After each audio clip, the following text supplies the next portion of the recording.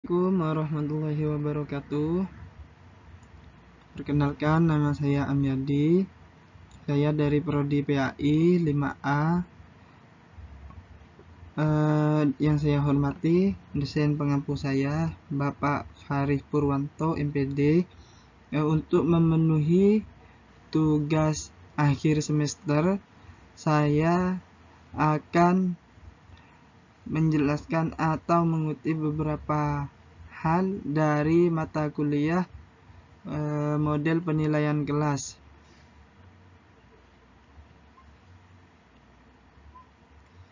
Yang mana di sini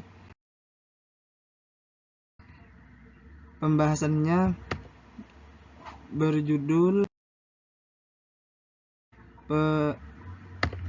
analisis kualitas tes dan butir soal. Nah, yang mana dalam hal tersebut ada beberapa poin yang akan saya bahas. Yang pertama yaitu validitas. Validitas ini sendiri memiliki 4 kategori. Yang pertama, validitas tampilan, validitas isi, validitas prediktif, dan validitas konstruk. Apa sih validitas tampilan itu? Validitas tampilan ialah berhubungan dengan bagaimana tanggapan dari pihak awam mengenai alat ukur tersebut. Bila kita mengacu ke konsep validitas yang telah dibahas sebelumnya, validitas tipe ini kurang tepat dikategorikan ke dalam tipe validitas karena makna validitas tampilan tidak terkait dengan kemampuan mengukur dari suatu alat ukur. Dan yang kedua yaitu validitas isi.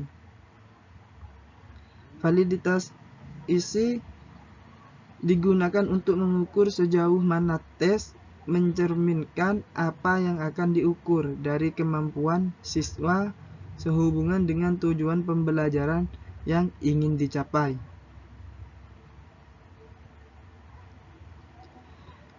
Dan penilaiannya harus dicocokkan dengan tujuan instruksional khusus ITK karena itu isi tes hendaknya sesuai dengan pokok-pokok bahasan yang diberikan kepada siswa. Cara penilaian validitas di sini dapat dilakukan oleh beberapa judges kalau bisa 3 atau 5 orang. Usahakan jangan meminta judges dalam jumlah genap agar tidak sulit menarik kesimpulan. Jika ada 2 pendapat yang berlainan, biasa ada penengah. Yang ketiga yaitu validitas prediktif. Validitas prediktif ini menggambarkan sejauh mana hasil tes dari suatu alat ukur mempunyai korelasi dengan suatu keberhasilan di masa mendatang. Dengan kata lain, suatu alat ukur yang mempunyai validitas prediktif dapat digunakan untuk memprediksi apakah seorang akan lebih berhasil atau kurang berhasil dalam belajar sesuatu. Contoh, keberhasilan belajar bahasa Arab mahasiswa dapat diprediksi dengan menggunakan strategi belajar. Waktu yang digunakannya untuk membuktikan kemampuan memprediksi bisa dalam waktu yang singkat dan bisa terbukti dalam waktu yang lama hingga 5 tahun. Misalnya, masuk perguruan tinggi Islam di luar negeri atau beberapa perguruan tinggi Islam di Indonesia.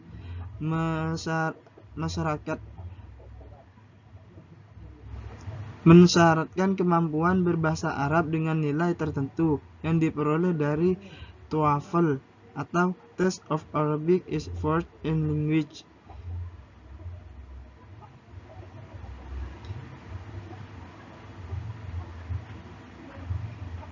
Atau tes TOEFL. Dalam hal ini bukan hanya mengukur kemampuan berbahasa Arab saja, namun alat ini juga dikembangkan untuk mengukur kemampuan berpikir yang sangat diperlukan untuk belajar di perguruan tinggi. Dan yang yang keempat yaitu validitas konstruk.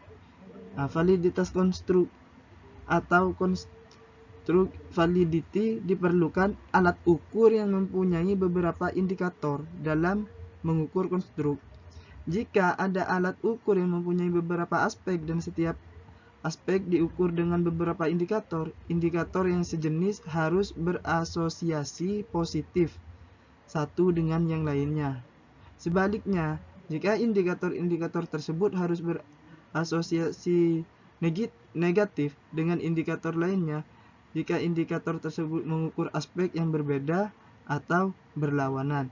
Contoh, misalnya, seorang peneliti mengembangkan suatu alat untuk mengukur gaya belajar bahasa Arab berdasarkan teori bahwa belajar bahasa Arab dapat dikelompokkan ke dalam gaya mandiri dan kerja kelompok. Bila alat ukur tersebut mempunyai 10 indikator untuk gaya belajar mandiri dan 10 indikator untuk kerja kelompok, 10 indikator yang pertama harus saling berasosiasi atau berkorelasi, berkorelasi positif, dan 10 indikator kedua juga harus saling berkorelasi positif. Lanjut. Selanjutnya itu reliabilitas. Reliabilitas berasal dari reliability atau sejauh mana hasil suatu pengukuran dapat dipercaya. Hasil pengukuran yang diperrelatif terhadap pelaksanaan pengukuran kelompok yang sama diperoleh dari hasil pengukuran yang relatif sama, selama aspek yang diukur masih belum berubah. Menurut Allen dan Yen, dalam jurnal reliabilitas instrumen pendidikan bahwa koefisien reliabilitas besarnya ditentukan oleh 1 dikurangi dengan perbandingan varian kesalahan pengukuran dan varian skor tampak. Atas dasar demikian, semakin kecil varian kesalahan pengukuran, maka akan semakin tinggi koefisien reliabilitas, sehingga varian tampak atas dasar demikian. Semakin kecil varian kesalahan pengukuran, maka akan semakin tinggi koefisien reliabilitas.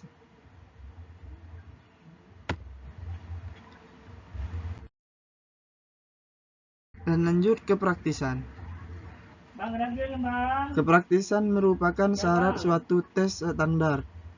Kebanyakan orang membuat tes hanya untuk kepentingan dirinya sendiri, tidak berpikir untuk orang lain. Akibatnya, ketika tes tersebut digunakan orang lain, maka orang tersebut akan merasa kesulitan. Kepraktisan di sini mengandung arti kemudahan suatu tes, baik dalam mempersiapkan, menggunakan, mengelola, dan menafsirkan, dan lain sebagainya. Di sini ada beberapa faktor yang mempengaruhi kepraktisan, yaitu kemudahan mengadministrasi. Dan yang kedua yaitu waktu yang disediakan untuk melancarkan evaluasi. Kemudian menskor, kemudahan menskor, kemudahan interpretasi dan aplikasi. Tersedianya bentuk, dan yang kelima yaitu tersedianya bentuk instrumen evaluasi yang ekuivalen. Lanjut, analisis butir soal. Analisis butir soal ini yaitu item yang baik, yang tingkat kesukarannya dapat diketahui, tidak terlalu sukar dan tidak terlalu mudah. Berarti 50-50, tidak terlalu mudah, tidak terlalu sukar. Sebab tingkat kesukaran item itu memiliki korelasi dengan daya pembeda. Bila mana item memiliki tingkat kesukaran maksimal, maka daya pembedanya akan rendah. Demikian pula bila item itu terlalu mudah, juga tidak akan memiliki daya pembeda. Oleh karena itu, sebaiknya tingkat kesukaran soal itu dipertahankan dalam batas yang mampu memberikan daya pembeda. Namun demikian,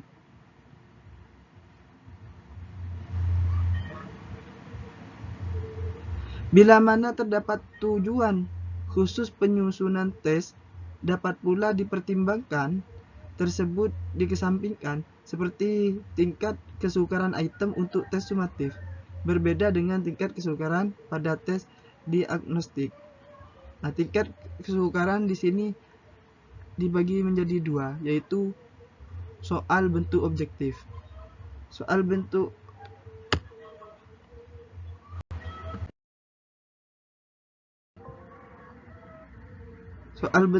objektif ini langkah-langkahnya yaitu menyusun lembar jawaban dari skor tertinggi sampai terendah. Yang kedua, menyisihkan 27% dari kelompok atas dan bawah. Yang ketiga, yaitu membuat tabel untuk mengetahui jawaban benar atau salah. Dan yang ketiga, yaitu kriteria penafsiran tingkat kesukaran soal.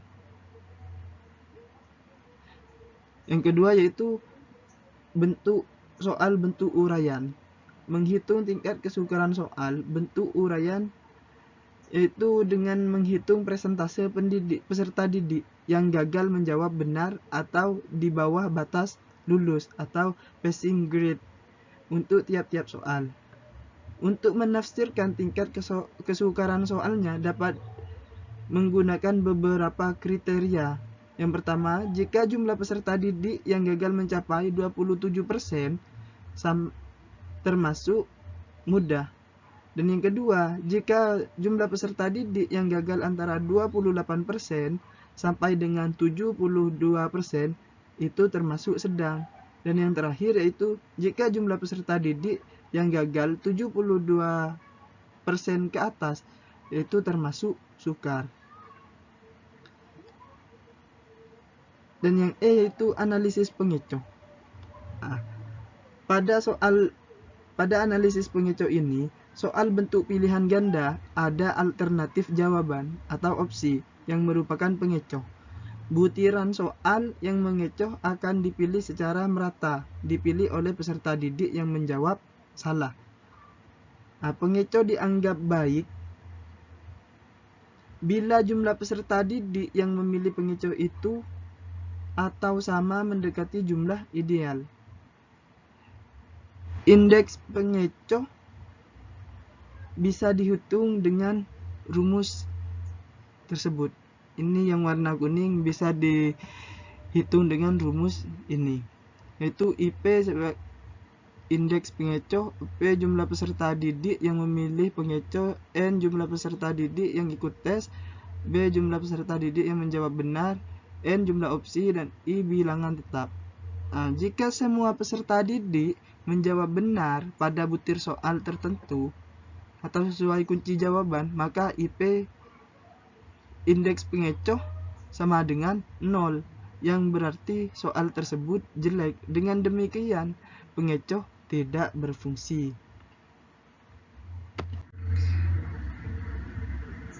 Dan yang F yaitu analisis homogenitas. Homogenitas soal. Yang mana homogenitas ini tidaknya butir soal diketahui dengan menghitung koefisien korelasi antara skor tiap butir dengan skor total. Perhitungan yang dilakukan sebanyak butir soal dalam tes yang bersangkutan.